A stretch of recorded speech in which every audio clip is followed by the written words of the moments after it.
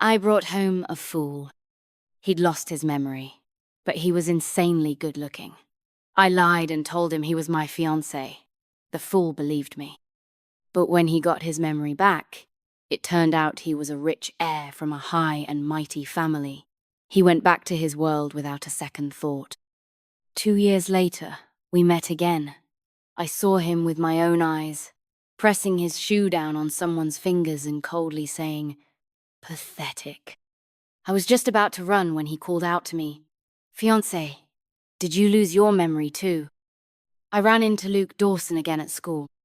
He'd donated a whole library, and the university invited him for a talk. "Mr. Dawson, you're so young and successful.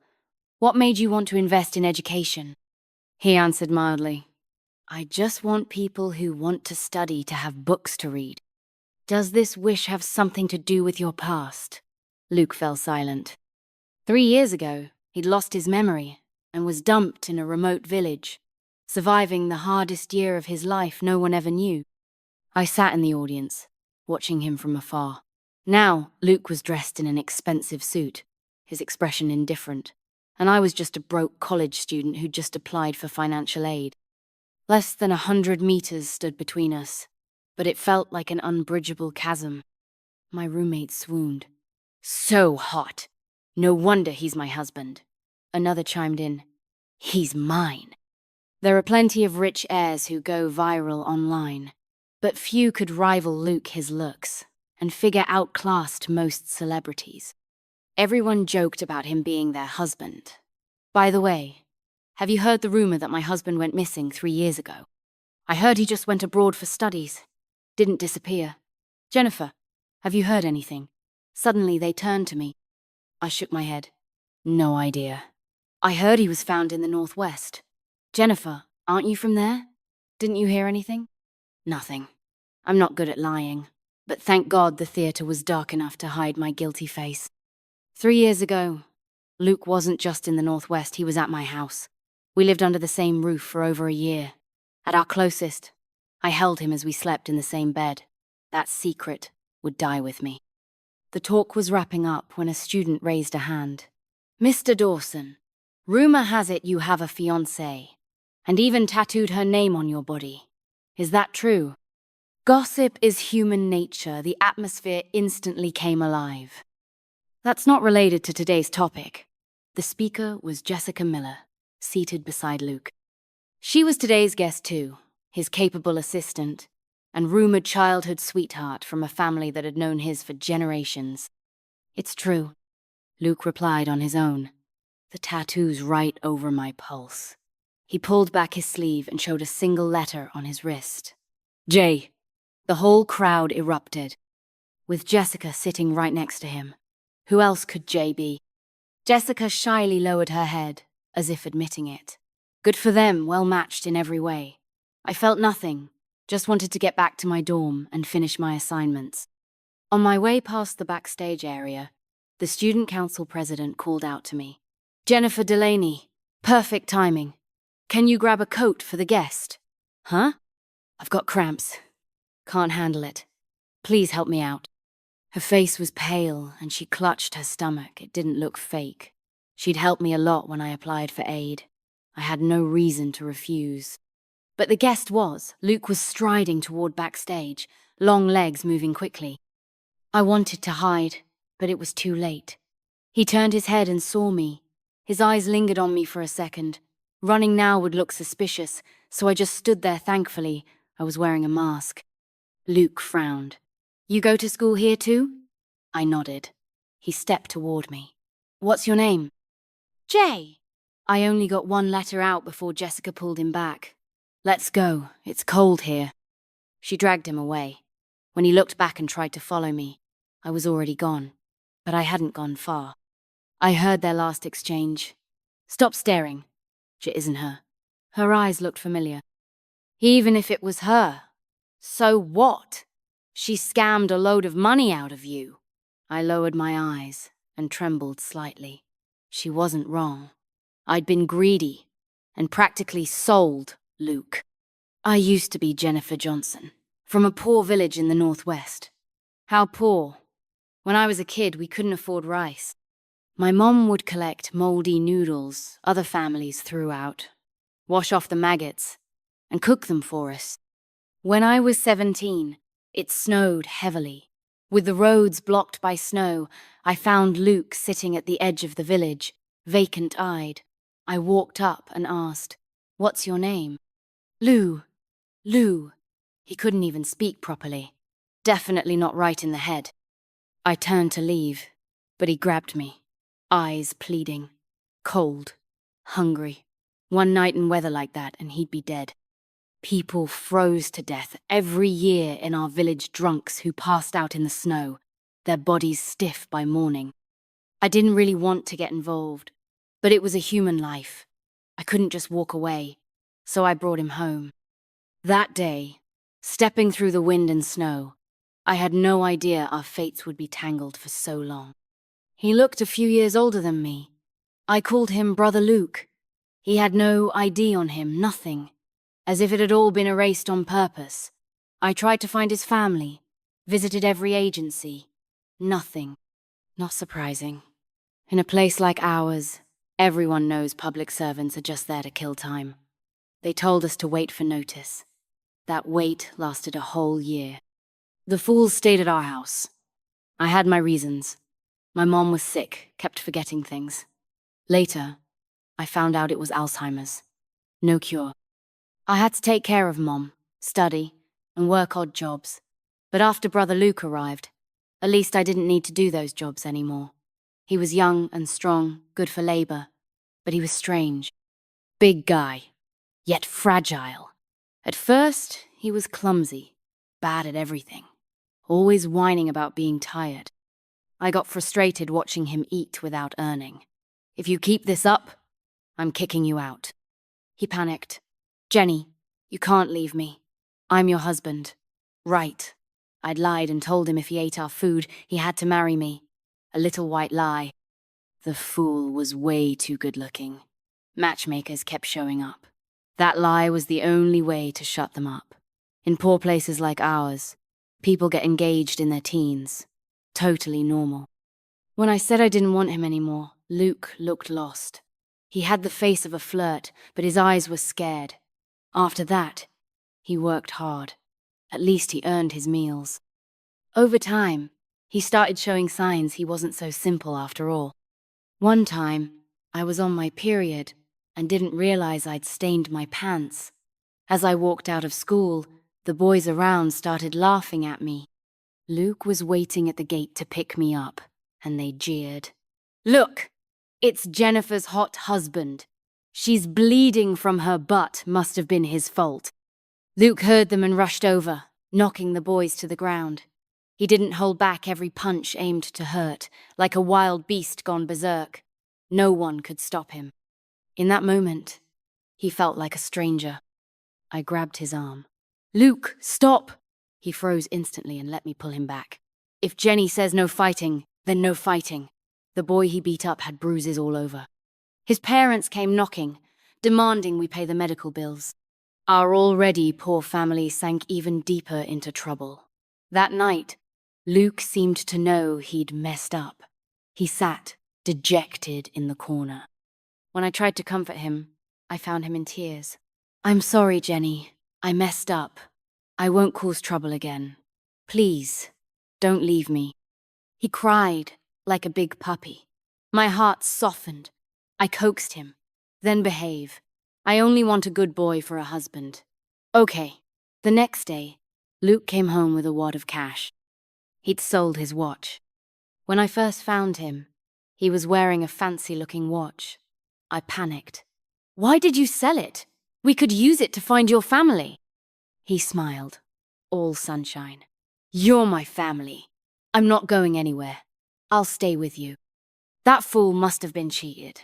That watch had to be worth way more than what he got. But Luke didn't care. He became obedient, only listened to me. But that boy he beat up, his bad luck had only just begun. Nails in his shoes, bugs in his clothes, stones in his rice, flat tires that threw him into the river. It was all too coincidental. I looked at Luke. He just smiled cheerfully back at me. Looking back now, the signs were there. Luke corrected my English pronunciation once. I asked, "You studied English?" He froze. I don't know. Did I? His memory was gone, but the language instinct was still there. My mom told me then, "Lukey's probably from the city." I said, "That's great. I want to get into a city college too." But Mom looked worried. She didn't have the heart to burst my bubble if he really was from the city. There was no future for us. The gap was too big. On the day of the college entrance exam results, it poured. Our old house leaked. My bed was soaked, so I had to sleep on the floor with Luke. We lay close, our breaths mingling in the dark. "Can't sleep?" he asked. "What if I don't get in?" "You will. I heard city students are super smart. And their teachers too. Even if I try my best, I might not beat them." "Where do you want to go for college, Jenny?" I thought for a bit. "Beijing, I guess. I want to see Tiananmen Square." "Don't laugh, every rural kid dreams of that." "All right, then we'll go to Beijing. We'll bring your mom too." "Lukey, what if I don't make it?" "Then I'll take you there," Luke said, full of certainty. "I'll take both of you." My heart skipped a beat. At 18, I finally knew what it felt like to fall in love. I was so glad he was my fiancé. I reached out and hugged him, soaking in his warmth. Luke stiffened for a moment, then gently held me back. We stayed like that, silently wrapped in each other, doing nothing but it meant everything. Looking back now, I was so love-struck that night. I didn't notice how off he was. He wasn't acting like a fool anymore. Every word he spoke was sharp, precise, full of hidden edge. His eyes, too, gleamed in the dark with a sharp light his light. The memory ended. I picked up the coat and wandered backstage. Luke was throwing a tantrum in the guest lounge. I didn't know what happened, but he was furious. I peeked through the door crack and saw Luke grinding someone's fingers with the toe of his shoe. His voice was cruel and cold. Trash. I was shocked. Was this Luke?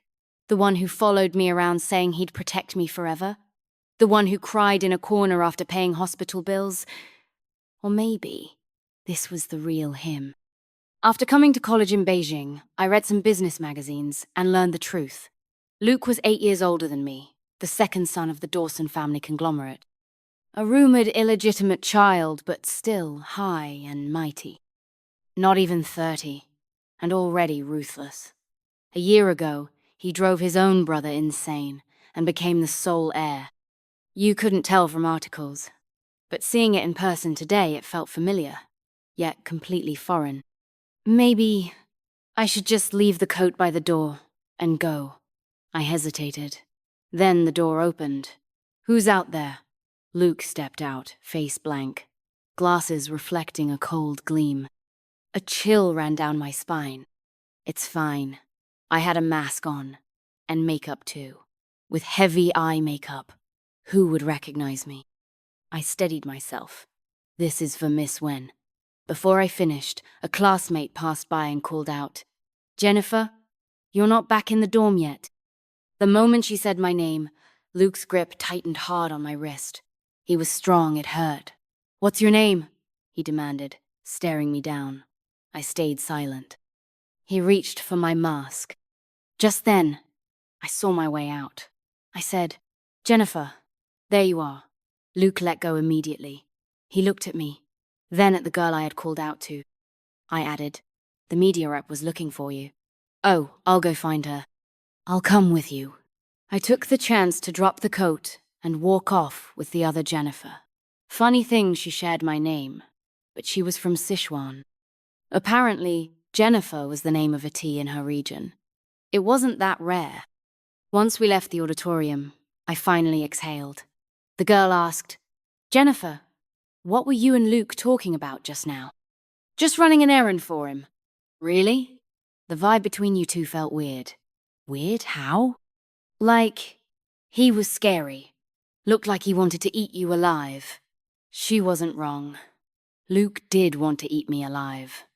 And it all went back to that summer when I was 18. The day the exam results came out, a surprise visitor showed up, Jessica.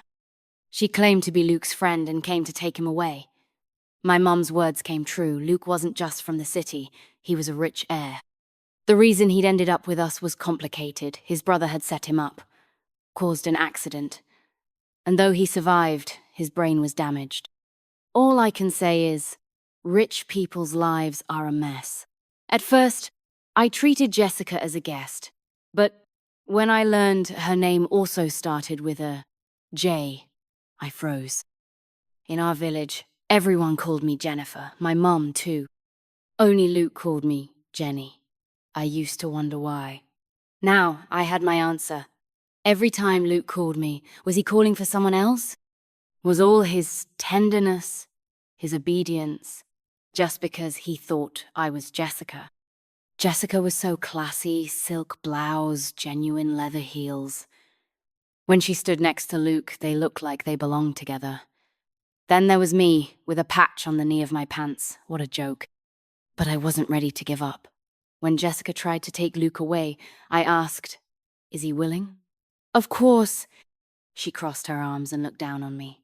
"He's the young master of the Dawson Group, heir to billions. You wouldn't want him to stay and live in poverty with you, would you?" "I don't believe you. I want to hear it from him. Please. He's got his memory back and doesn't even want to see you. I heard you tricked him into thinking you two were engaged. Pretty scheming for someone your age." "No. I need to see him."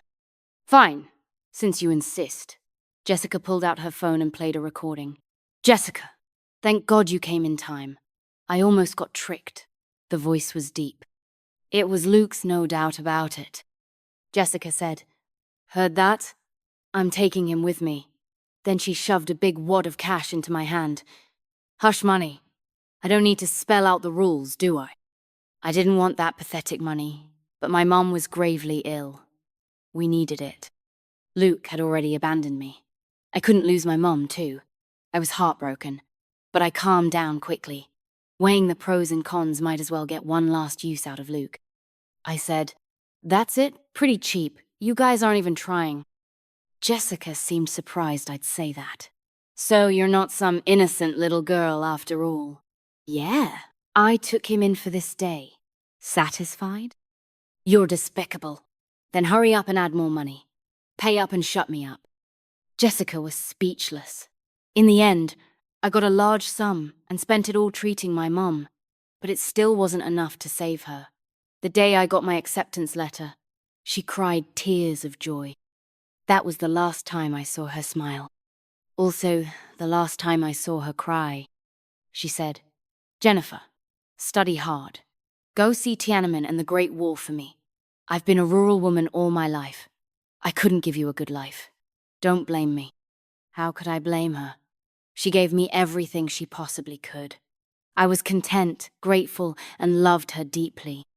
Later, I made it to Beijing, saw Tiananmen and the Great Wall, and took my mother's surname, Jennifer Delaney. Luke gradually faded from memory. Only sometimes, walking down a bustling street, I'd suddenly remember this was where he grew up, the world he was used to. So what? We'd never meet again. Today, that promise not to meet again almost broke, but not completely. I quickly pushed Luke to the back of my mind. At the next student council meeting, the president said, after Luke left last time, he asked for everyone's resume. My stomach dropped. Resume? Yeah, not sure what for. I knew. Our resumes didn't just have names and photos, they included hometowns. In front of him, I was as good as invisible. But a small part of me hoped Luke had everything now. Why would he bother with a poor student like me? After the meeting, everyone slowly filed out. The girl in front of me stopped in her tracks, stunned. I asked, "What's wrong?" Lou. I looked up. Luke was leaning against the hallway wall. I turned to run.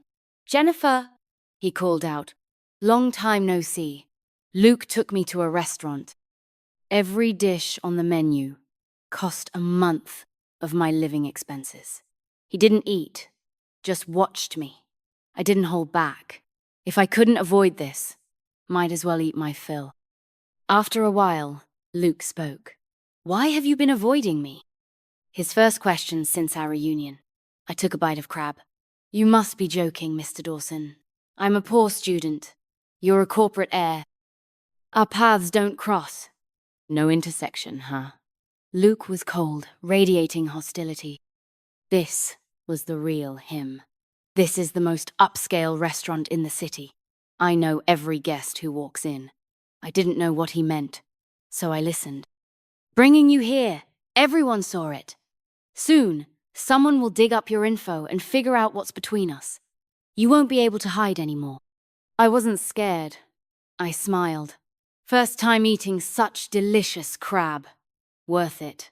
There's something even more delicious. What? Me. Under the crystal lights, Luke's features were so sharp, they looked flawless. Didn't you want money? He said. Spend a night with me. I'll pay you. The Porsche sped toward the villa. Luke's eyes were bloodshot. The tires nearly caught fire. Half an hour earlier, back at the table, he asked me to sleep with him. I replied, Does your girlfriend know? I don't have one. Jessica. She's just my assistant. You two look like you were about to get married. Bullshit. The old Luke would have never talked to me like that. Meeting my eyes, his arrogance faltered. I mean, there's nothing between us, let alone marriage. Really? Then you're trash for letting everyone believe otherwise. As I spoke, crab shell shards flew from my mouth. One hit Luke's face. He froze, forgot to wipe it. I just thought it was nonsense, not worth addressing. If I spent all day clarifying rumors, I'd do nothing else. Halfway through, he suddenly stopped, surprised. He realized he was explaining himself to me. A man like Luke, powerful and entitled, would never waste words. You've got a point, I nodded. A jerk like you, good thing I never took you seriously. 2 million to sell you off, totally worth it. Luke's face turned pale instantly. That hit a nerve. I grinned. So? Still want to sleep together? Next thing I knew, Luke angrily shoved me into the Porsche. The drive took 1 hour. He made it in 30 minutes. The villa was dark. As soon as we got in, he pinned me against the cabinet, tearing at my collar with his teeth, frantic and impatient. I didn't move. I only spoke when he was on top of me. I want into the executive office. Luke froze. I repeated, The Dawson Group's headquarters. The executive internship is only open to students with connections.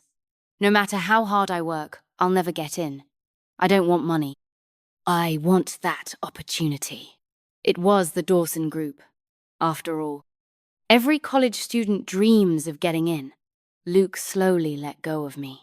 Are you serious? Yeah, I smiled. I want to learn at Dawson Group. Then I can land a high-paying job after graduation. Crash! Luke smashed a porcelain vase by the door with his fist. Blood dripped from his hand, but he acted like he didn't feel it. He looked at me with hopeless eyes. So, all that's left between us is using each other? What else? You had other options. You could have sweet-talked me, gotten back together. I'd give you anything you wanted. No, too much trouble. I don't want your heart or your love. That stuff's useless to me. Luke was practically gritting his teeth. Jennifer Johnson, do you even have a heart? It's Jennifer. I smiled gently, eyes curved. I took my mom's last name. Oh, right. She passed away 2 years ago, right after you left. Luke, I'm an orphan now. I don't deserve to have a heart. Do you even know how I survived those days? Both of you left me one after another, within a month. I couldn't hold on to my mom, and I couldn't hold on to you either. I tilted my head, still smiling faintly. Yeah, I took Jessica's money because I had nothing left to pay for my mom's treatment. You were so rich, but you left without looking back. What was I supposed to do? The more I spoke, the heavier the air became. Blood dripped from his hand onto the floor. I'm in Beijing all by myself, trying to survive. If I slack off for even 1 day, I might not eat. Luke, I'm fighting with everything I have to stay alive, and you ask me if I have a heart. Do you have one, asking that? His face went even paler, eyes bloodshot. I thought he'd snap, yell at me like he did when stepping on that guy's hand, humiliate me, but he didn't. Luke lowered his head. I'll give you everything you want. Jenny, be with me, please. No. I rejected him without hesitation. I don't like you. I only had a brief crush on Luke when I was 18. Maybe because I grew up poor, I always understood one thing: never desire what doesn't belong to you. The day Luke left, I was sad. But I quickly came to my senses. And now he wanted to get back together? That's rich. What, tired of glamorous girls and wanted a change of flavor? Whatever, it didn't matter. I knew perfectly well we were from different worlds. All I needed to do was pave the way for my own future. Luke eventually let me go. The next day, I received an internship offer from the Dawson Group. I was busier than a spinning top, grabbing every opportunity to learn. It was Friday, midnight. Time to clock out. My co-workers were sprawled across desks, scrolling through their phones. Suddenly, someone shouted, "Our President Luke is trending! He said Ms. Wen's not his fiancée." Huh? Everyone perked up at gossip time. I quietly packed up files in the corner. Let me see. President Luke says his fiancée is someone else, and hopes people won't get the wrong idea. If it's not Miss Wen, then who? Yeah, who else but Miss Wen could be worthy of him? He said she's a student, not suitable for public attention. A student? Everyone started talking. What kind of student has that kind of pull? Xiao Yu, a colleague, called me. Look, she's a student too. Already President Luke's fiancée. Yeah, impressive. I gave a dry smile. Ah, Ms. Wen just posted on Weibo. So juicy.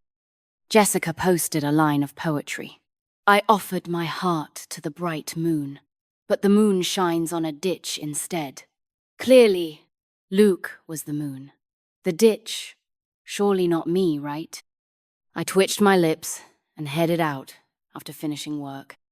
Just outside the building, I saw a man holding a bouquet of roses. My head throbbed. It was Jin Peng. Back when I worked at a milk tea shop, he pestered me constantly. I rejected him countless times. He still tracked me down. Jin Peng looked at himself in a pocket mirror, bared his teeth, picked at them, then flashed what he thought was a charming smile. Xiao Yu, Big Bro's here to walk you home. Keep harassing me and I'm calling the cops. Don't be so cold. Look at this watch I'm wearing, just bought it, $5,000. I've got money. If you date me, I'll buy you a $5,000 watch too. I ignored his showing off. Jin Peng got mad. Yeah, these types usually have sky-high egos and zero patience. Jennifer, don't push your luck. One wave of my hand and girls like you come crawling. I said, didn't you bring a mirror? Use it. Or better yet, try a puddle of piss. You! Jin Peng snapped and got handsy. Feisty little thing. Wonder if you're this tough in bed. From the corner of my eye, I saw a familiar figure walk out of the office building. It was Luke. He looked ready to kill.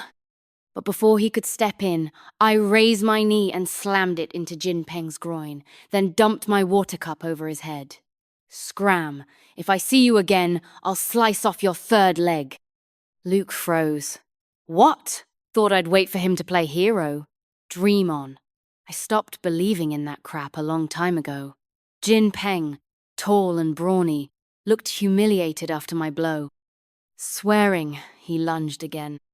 Luke kicked him over. Hands in pockets, expression blank. He stepped on Jin Peng's hand just like that day. Jin Peng howled, I'm calling the cops! You'll see! Go ahead. Try it. When he saw Luke's watch, he instantly backed off. My bad, bro. I didn't know she was your woman. I'll never bother her again. I was about to leave, but hearing that pissed me off. I stomped on his other hand. I'm not his woman. I belong to myself. Got it?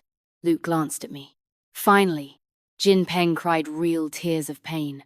Only then did we let him go. Drama over.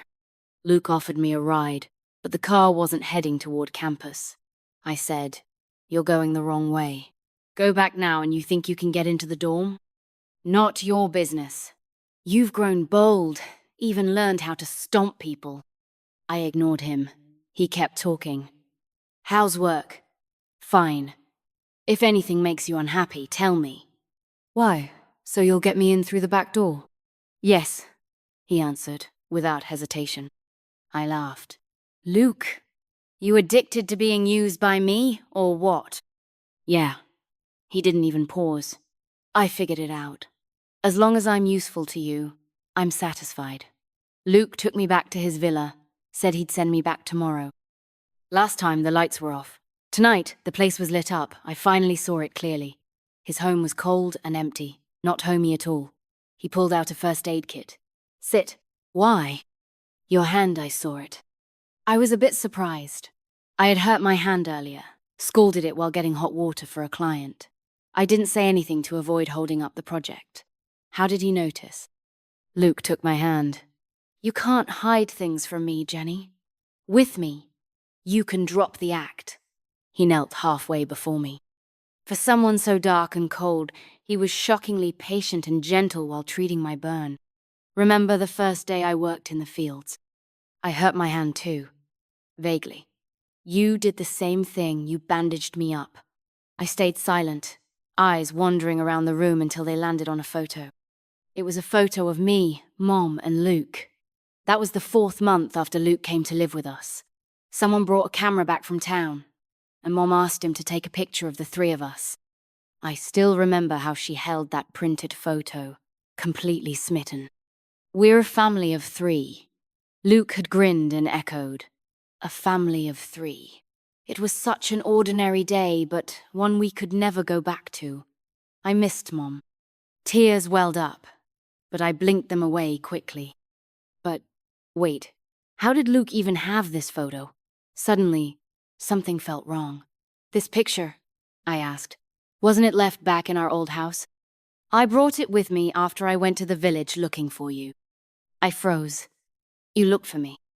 "I stayed in Beijing for a month to settle things, then went back to find you. But the house was already empty." Luke had gotten used to calling that place home. "The old man next door said your mum passed away, and you left the village after the funeral. Why were you looking for me?" Luke looked at me like I was asking something strange. "To bring you to Beijing, of course. Why else?" "But weren't you mad at me?" "I was. Mad that you gave me up for 2 million. Luke sighed, resigned. "But even if I'm mad, you're still my wife. What can I do?" "Who's your wife?" He really shouldn't have said that because now I felt my defenses cracking. He always caved when I softened. That day you left, you didn't even hesitate, wouldn't even see me once. It's not that I didn't want to. Luke pursed his lips. I had lost someone too. The day Jessica took him away, Luke's grandfather was in the ICU. As an illegitimate son, he was never truly welcomed. The elder, Mr. Dawson, had only taken him back to pressure his older brother. "If you don't try harder, the reward goes to your little brother. You don't make achievements, the company goes to your brother." Luke was only a comparison tool. In the end, he got nothing. He had to walk on eggshells, endure his brother's and his so-called mother's wrath. But there was nothing he could do. Because he was the illegitimate one. It was the elder Mr. Dawson who cheated, yet Luke bore all the consequences. If he could choose, he'd rather not have been born. In his 20s, Luke's talents began to shine. His brother could no longer suppress him. Compared to Luke, he looked utterly incompetent. So came that ridiculous drama 3 years ago. The brother set up the younger, who survived a head injury, then got dumped in the mountains of northwest China to fend for himself. If asked, they said he insisted on going on an expedition. Serves him right. Just an illegitimate kid who would care. The family made a token effort to search. When nothing turned up, they gave up. His grandfather was the only one who truly cared. After Luke disappeared, his grandfather fell ill. The old man reached out to Luke's trusted aides Jessica and others and had them search in secret. But his days were numbered. Luke had rushed back to Beijing to see him one last time. Jenny, I was planning to settle things, then bring you and your mom to Beijing. For over 20 years, I've barely felt family love. Except from you two. You were my family. His eyes shone with tears as he spoke. I knew why he was crying. He missed my mom too. She had treated him well. When he was mentally unwell and got bullied, my mom had gently comforted him, stood up for him. But why did you call me Jenny? I finally asked the biggest question. Was it because of Jessica? Why would you think that? Luke looked surprised. She has nothing to do with it, he explained. I called you Jenny because on the day we first met, it was snowing hard. Snowflakes covered your lashes and hair, you looked like a little snowman. As for Jessica, we were just colleagues. I never called her Jenny. That name's too intimate, it's not something I'd use for a subordinate. I thought back on all the details. Suddenly, a light bulb went off in my head. Jessica once played a voice recording for me. You said you'd almost been tricked. Luke frowned in thought. I was talking about my former assistant. He seemed loyal, but he and my brother had secretly teamed up against me. Jessica had taken that line out of context to mislead me. Just when Luke's grandfather was dying, he had to leave in a hurry. That's how we missed each other. Luke, your tattoo. It's for you. He rolled up his sleeve. It's always been your name. Luke looked at me seriously. Jennifer, I like you. Ever since the night your college entrance exam ended, I decided I wanted to be with you forever. That night? Yeah, he smiled. But that's another secret. Luke had actually regained his memory early on. He remembered who he was, what his identity was. But he didn't want to wake up. He wanted to keep being Brother Luke. Didn't want to leave me or my mom. If Jessica hadn't come looking and told him his grandfather was running out of time, he wouldn't have left so quickly. He had planned to explain all this to me, but I vanished without a trace, so he had no chance. He searched for me everywhere over the past 2 years, but he didn't know I had changed my surname, so he couldn't find me. Less than 2 weeks after we reunited, all misunderstandings had been cleared, but I still turned down his request to get back together. No big reason. School and career are more important than love, that's all. I kept attending classes and interning. I heard Luke and Jessica had a falling out. Turns out, they were never childhood sweethearts. There were no family ties between them either. All made-up stories by gossip accounts. Jessica was just one of Luke's assistants. She'd been with him the longest. After his brother's betrayal, Luke reshuffled all his inner circle. Jessica stayed because she'd proven loyal. She rose quickly, earned his trust. But she made a fatal mistake getting involved in her boss's personal life. A month later, Jessica left the Dawson group. I didn't hate her. Everyone has selfish desires. As a fellow woman, I wished her well. Why didn't I seek revenge? There was no need. Really. Looking ahead was way more interesting than looking back. A few more months passed. Word got out at the company that Luke was pursuing me. It started with a client meeting. The client was a greasy, middle-aged man, a nouveau rich type, always cracking crude jokes and harassing female staff. This time, he set his sights on me. He even laid hands on me. Since he was a client, I had to keep dodging him. Luke happened to walk by and saw everything. The infamous young Miss Luke, known for his temper, barged in and punched the guy to the floor. Luke never held back. That greasy man might have looked big, but he was physically weak, couldn't take a beating. For the company's image, I lunged forward and grabbed Luke's arm. Stop it! Instantly, all the fire in Luke vanished. He lowered his arm and smiled at me. Okay, I'll do whatever you say. It was like he became a different person. That one smile shocked the whole office. Everyone knew young Mr. Luke was ruthless and decisive. So he had a gentle side too? I went viral. Everyone in the company knew my name. Coincidentally, my name had a J in it. Coincidentally, I was still a student. Everything else was self-explanatory. Later, I asked Luke, Why do you love beating people up so much? Luke said. I don't love it, but some situations can't be resolved by law, so fists have to do. I won't allow anyone in the Dawson group to be harassed, not even by a client. I looked at him for a long time. I just realized you're actually not bad when you're not playing dumb.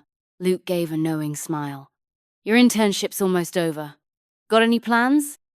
Already figured it out.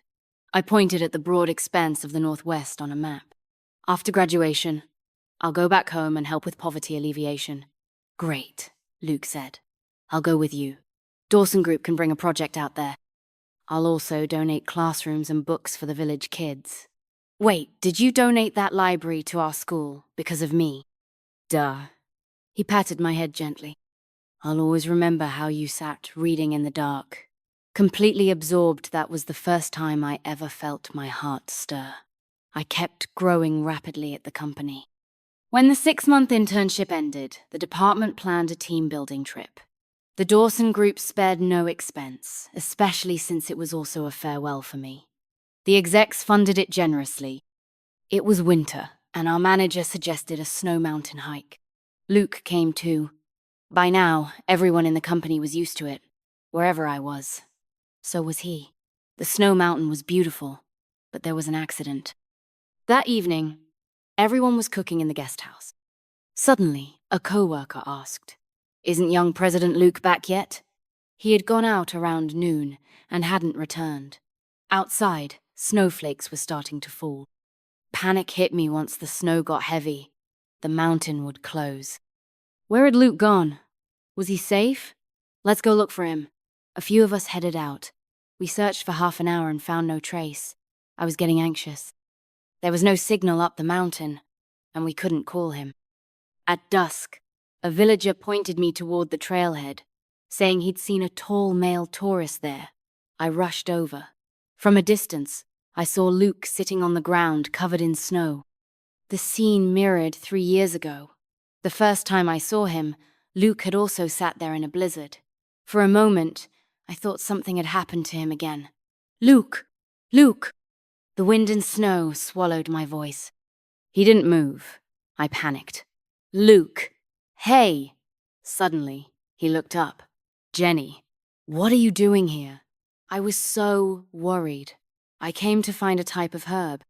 The villagers said it sprouts in the snow and has amazing vitality. I was speechless. Did you find it? Yeah, look. He held it gently in his palms, a tiny green sprout dusted with snow. I said, leave it here. If you take it, it won't survive once the snow melts. Don't take it away. Okay. Luke put the sprout back in the ground. Before the next wave of snow came, I held out my hand. Come on, Luke, let's go back. We walked back hand in hand and never let go. I said, tomorrow we can see the golden sunrise on the peak. Want to? Of course. Want to watch it together? Absolutely. I'll come knock on your door. No need. I bit my lip. Let's watch it. From inside the room. Luke froze, then suddenly got it. He was so thrilled he nearly jumped up, not very dignified. Luckily, there were no co-workers around. But that silly joy looked exactly like the fool I used to know. We got back to the guest house and told everyone we were safe. It was late. Most had gone to bed. Once the door shut, Luke kissed me. His lips still carried the chill of wind and snow. I've wanted to do this since the night your exam ended. A red flush crept into the corner of his eyes. I've held back for so long, Jenny. Reward me. Of course, we missed the golden sunrise the next day, but it didn't matter. There'd be more chances. Once the Northwest project launched. Luke and I got married. The wedding wasn't grand, I liked it, simple. And he let me decide everything. During the ceremony, Luke broke tradition. He cried harder than I did. He said, I finally have a family. I said, so do I. 2 lonely people, drifting through time, finally met again. The morning after our wedding, I woke up exhausted. Luke wasn't beside me. He was in the kitchen wearing an apron, cooking. There wasn't much food left in the house, just enough for 2 bowls of egg noodles. I'd always loved the ones Mom made. But no matter how I tried, I could never match her taste. Only Luke could. He had learned it from her. The steam rose from the pot. That simple aroma filled the air.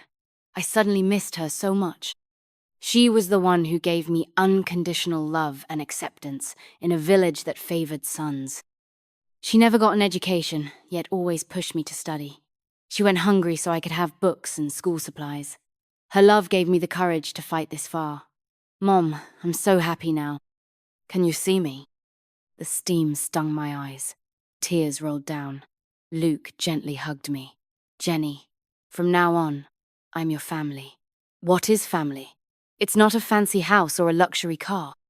It's being together from dawn till dusk, through rising steam and quiet evenings.